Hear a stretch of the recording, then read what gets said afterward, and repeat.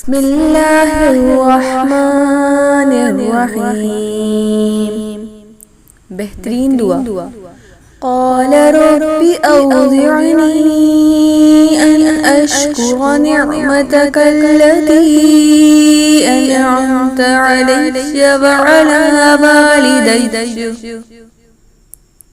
وعلى والدي وأن أعمل صالحا ترضاه وأصلح لي في ذريتي